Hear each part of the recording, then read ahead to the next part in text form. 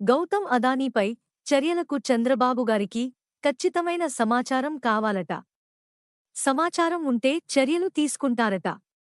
బాబుగారి మాటలు ఈ దశాబ్దపు అతి పెద్ద జోక్. నాడు ప్రతిపక్షంలో ఉండగా ఏ సమాచారంతో విద్యుత్ ఒప్పందాలపై కోర్టుకి వెళ్లారు? అదానీతో చేసుకున్న ఒప్పందాల్లో అవినీతి దాగి ఉందని ఎందుకు అన్నారు?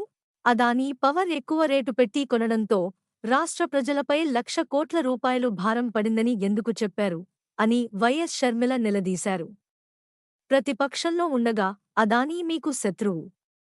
అధికార పక్షంగా అదే అదానీ మిత్రుడు. అమెరికన్ కోర్టుల్లో అదానీపై కేసులు కూడా పెట్టారు. అన్ని ఆధారాలు కళ్ల ముందు కనిపిస్తున్నాయి. ఖచ్చిత సమాచారం కావాలని చంద్రబాబుగారు అడగటం రాష్ట్ర ప్రజలను మోసం చేస్తున్నట్లే అని షర్మిల ఆగ్రహం వ్యక్తం చేశారు.